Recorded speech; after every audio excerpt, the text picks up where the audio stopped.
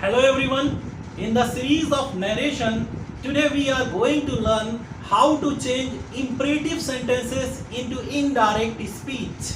And it's a very important topic. So let's start with it. And now, imperative sentences. First of all, we would like to learn what are the imperative sentences. Imperative sentences होते क्या हैं? और imperative sentences start with our verb.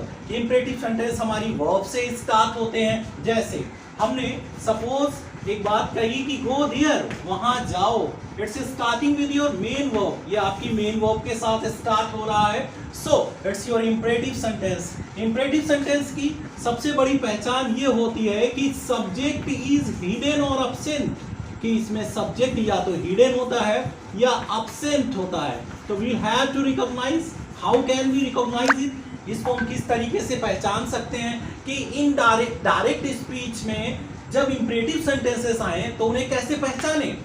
पहचानने के लिए सबसे आसान तरीका, they start with their verb. Subject is hidden. Subject means doer of action. There is no doer of action. It can be you, I, we, me, us and your name Raju. Okay. आपका नाम भी हो सकता है. इसी तरीके से जैसे one more imperative sentence is here.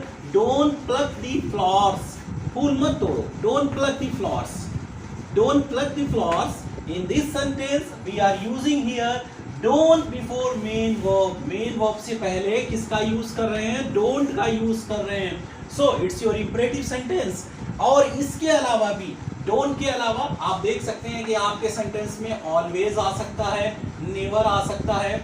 So these words can be used and some other words can be used before main verb, but there will be no subject. It's my 100% guarantee. ये 100% guarantee है कि subject नहीं होगा. तो now first of all we would like to talk about our reporting verb. Our reporting verb is said or said to. That is changed into ordered, advised, requested, bade, forbade. But in case of comma, inverted comma, you will have to take two. In earlier sentences, we were taking that. In assertive sentences, we were taking asked or inquired of in interrogative sentence. But here you are going to take two. लेकिन आप यहाँ पर comma inverted comma की जगह to का use करेंगे. अब आपको डिसाइड करना है कि किस तरीके का सेंटेंस है कि आप ऑर्डर्ड का यूज करें, एडवाइस का यूज करें, बेड का यूज करें, फॉरबेड का यूज करें. इस तरीके से आप अपने सेंटेंसेस में इन रिपोर्टिंग वर्ब का यूज कर सकते हैं. जैसे एक सेंटेंस मैंने यहाँ पर लिया है, Ram said Ravi please play with me. Ram said Ravi. अब इसमें which is the subject? Subject कौन सा है? You have to decide. The noun और pronoun that is taken apart by comma. Comma से जो अलग कर दिया जाता है वो आपका ऑब्जेक्ट हुआ करता है. तो इसलिए यहाँ पर राम आपका ऑब्जेक्ट है, रवि सब्जेक्ट है. ओके, ये बहुत ही माइंड में रखना है कि कौन सा अलग किया गया. So we would make our sentence Ravi requested. If someone says please, अगर कोई प्लीज करता है तो आपको रिक्वेस्टेड ही लिखना पड़ेगा. तो said और said to is changed when object is present. Okay, you'll have to take requested. Ravi requested Ram. Ravi ने राम से रिक्वेस्ट करी to play. Okay, please will not be used because we are using here requested. Then play. You'll have to take first form. Tense will not be changed. In case of imperative sentence, imperative sentence के case में tense को change नहीं किया जाएगा. To के बाद first form का ही use करेंगे. अब हम चलते हैं play with me. Me is your objective case that is used for Ravi. Ravi के लिए यूज किया गया है. अब रवि का objective case you will have to take here that is him and the sentence is Ravi requested Ram to play with him. इसी तरीके से कुछ और सेंटेंसेस को देखते हैं, उसके साथ डील करते हैं और सीखने की कोशिश करते हैं. कुछ ऐसे सेंटेंसेस होते हैं जिसमें ये डिसाइड करना मुश्किल हो जाता है कि ये ऑर्डर्ड है, एडवाइज्ड है या रिक्वेस्टेड है. तो वहीं पर देखते हैं किस तरीके से हम डील करेंगे. जैसे take care of your health. The sentence is this, take care of your health. अपनी सेहत का ध्यान रखो. Okay. The doctor said. Doctor ने कहा. ऐसी बात तो डॉक्टर ही कहेगा. The doctor said to me. Doctor ने मुझसे कहा. Then you have to make your sentence in such a way. The doctor the doctor advised me, doctor हमेशा एडवाइस देता है, the doctor advised me to, the sentence will be connected with to से connect कर देंगे, to take care, then आपका sentence बनकर तैयार है, to take care of. Your is your possessive case, your आपका पॉजेसिव केस है, मी के लिए आया है, मेरे लिए आया, जाहिर बात है यू या योर सामने वाले के लिए कहा जाता है, तो अब मी का पॉजेसिव केस आपको रखना पड़ेगा my health, the doctor advised me to take care of my health. It's your sentence indirect, कितना आसान है ना। इसी तरीके से और भी सेंटेंस बनाते जाइए और लर्न करते जाइए। आपके लिए one more sentence I would like to take, यहाँ पर आपके लिए एक और सेंटेंस लेना चाहूँगा। जैसे मेरे फादर ने कहा था एक बार, in my childhood I was very naughty, अपने बचपन में बहुत शरारती था, तो मैं क्या करता था कि फ्लावर्स को काफ़ी तोड़ा करता था। उन्हीं ने कहा था कि डोंट प्लग द फ्लावर्स, फूल मत तोड़ो। माई फादर से, मेरे पापा ने कहा। तो अब आप इसको किस तरीके से बनाएंगे कि मेरे फादर ने कहा कि फूल मत तोड़ो, से टू मी, मुझसे कहा। तो इसको हम यहाँ पर बनाने जा रहे हैं, तो सेंटेंस कैसे बनेगा?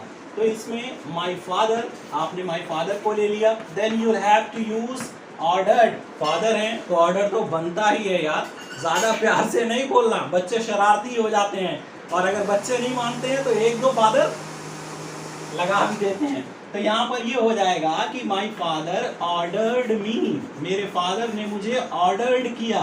किस बात के लिए? जब डोंट आता है then you'll have to use not to pluck the flowers, not to pluck the flowers, फूल ना तोड़ने के लिए मुझे ऑर्डर किया। अब यही सेंटेंस कुछ लोग ऐसा भी करते हैं, आप भी कर सकते हैं। ऑर्डर्ड की जगह पर आप यहाँ पर फॉरबेड का यूज कर सकते हैं। फॉरबेड का मतलब होता है मना करना। माई फादर फॉरबेड मी, लेकिन when you are using forbade, लेकिन जब आप forbade यूज करेंगे तो not का यूज नहीं होगा। The sentence would be my father forbade me to pluck the flowers. मेरे पापा ने मुझे फूल तोड़ने के लिए मना किया। अभी हेलो,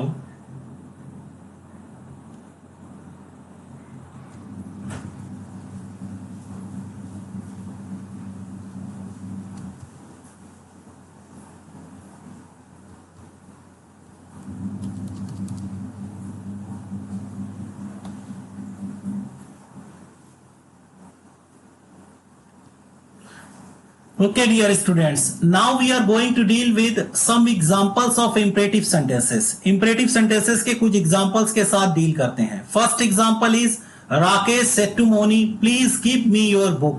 ये sentence बोर्ड पर अभी समझाया था, फिर से try to understand. Rakesh requested Moni to give him her book. अब आप main thing is that how you are going to change pronouns. Me is used for Rakesh.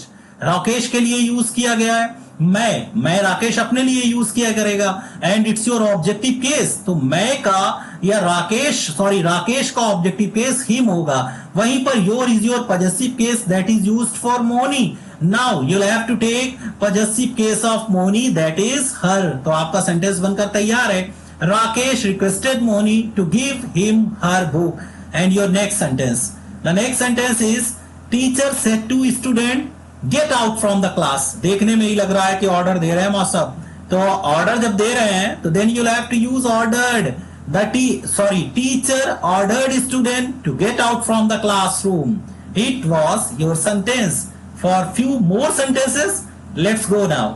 Don't plug the flowers, Ravi said Mohan. आप ये बना सकते हैं कि Mohan forbade Ravi. जब आप किसी को मना करते हैं, फॉरबेड का मीनिंग होता है कि मना किया, then you'll have to use only to, not to का यूज नहीं करेंगे, सिर्फ to का यूज करेंगे। मोहन ने रवि को मना किया to pluck the flowers. Okay, for next sentences कुछ और सेंटेंस हैं। Don't make a noise, students said principal. Principal forbade students to make a noise. ये आपको समझ में आ गया होगा। Principal ordered student not to make a noise. Ordered के साथ आपको not to का यूज करना पड़ेगा, forbade के केस में only to का यूज करना पड़ेगा। तो नेक्स्ट सेंटेंस इज शैली सेड टू हर फ्रेंड। शैली ने अपने दोस्त से कहा let's go for a movie, हमें मूवी देखने चलना चाहिए। तो ये किस तरीके से बनेगा, देखिए सेंटेंस आपका है शैली प्रपोज्ड हर फ्रेंड, शैली ने अपने फ्रेंड को प्रपोज किया, प्रपोज मतलब रिक्वेस्ट करी, to go for a movie. आप चाहे तो ऐसे बना सकते हैं, लेकिन ये लेट अस वाले सेंटेंस को सजेस्टेड टू या प्रपोज्ड के साथ बनाया जाता है। लेकिन ये नीचे वाला आप सेंटेंस देखिए, Shelly suggested to her friend that they should, let's जो है दे शुड या वी शुड में चेंज हो जाता है। तो यहां पर हम सजेस्टेड लेटस को दे शुड में चेंज कर रहे हैं दैट लगाकर। इन सेंटेंसेस में वैसे दैट नहीं लगता, लेकिन जब आप सजेस्टेड टू या प्रपोज वाले सेंटेंस बनाने की कोशिश करते हैं और उन्हें दैट एज अ कनेक्टर के तौर पर यूज करते हैं, वहां पर आप लेटस को दे शुड या वी शुड में यूज करेंगे। तो यहां पर जब आपका सब्जेक्ट और ऑब्जेक्ट दोनों थर्ड पर्सन होते हैं तब आप दे शुड का यूज करेंगे। लेकिन अगर आपका सब्जेक्ट आई या वी या आई या अस होता है तब आप क्या करेंगे? तो वहां पर एक बात आपको बहुत अच्छी तरीके से रिमाइंड रखना है कि वी शुड का यूज करेंगे। एक सॉन्ग भी सुना होगा, मैं और तुम घर हम हो जाते, मैं और तुम से कहता है तो जाहिर बात है दो लोग मिलेंगे तो वी शुड हो जाएगा। यहां पर आपका दे शुड नहीं रहेगा।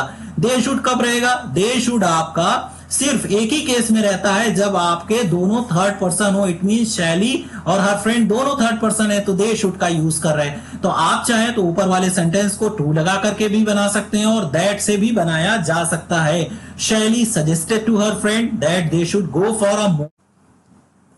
Okay students, now we are going with some more important sentences. कुछ और important sentence के साथ चलते हैं। Your sentence is the students said to the principal, good morning sir. तो इस सेंटेंस को हम किस तरीके से बनाएंगे? Sentence would be the students bade the principal respectfully. अगर सर या मैडम का यूज हो रहा है तो आपका जो कंजक्शन होता है, चाहे वो दैट हो, इफ हो या फिर टू हो, तो आपको रिस्पेक्टफुली का यूज करना है। कंजक्शन से पहले, कनेक्टर से पहले आपको रिस्पेक्टफुली का यूज करना है। तो हमने यहां पर रिस्पेक्टफुली का यूज इसलिए किया है जब इनडायरेक्ट में चेंज किया है। The student bade the principal, जब प्रिंसिपल को विश करते हैं तो आप विश्ड भी लगा सकते हैं और बेड का यूज भी कर सकते हैं। The students bade the principal respectfully good morning. But in case of bade, लेकिन जब आप bade लगा रहे हैं तो आप to का यूज नहीं करेंगे एज अ कनेक्टर। कनेक्टर के तौर पर to का यूज नहीं करना है। It you must have keep in your mind.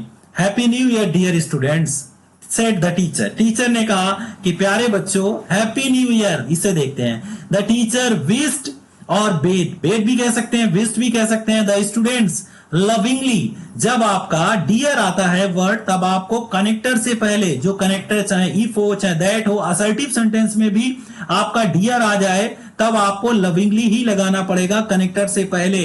और हां, अगर असर्टिव सेंटेंसेस में सर आ जाता है, असर्टिव या इंट्रोगेटिव सेंटेंसेस में, तब आपको इफ और वेदर से पहले रिस्पेक्टफुली का यूज करना है। ये बात आपको माइंड में रखना है। तो वहीं पर हम देखते हैं कि the teacher bed the students lovingly happy new year. तो ये कुछ और इंपॉर्टेंट एग्जांपल्स थे। अब आप अच्छी तरीके से इंपरेटिव सेंटेंसेस को सीख गए होंगे। और ज्यादा सेंटेंसेस को सीखने के लिए हम टिपिकल सेंटेंसेस के साथ एक वीडियो बनाएंगे, उसे देखना ना भूलें। Thank you very much for watching this video. If you haven't subscribe my channel, subscribe it now.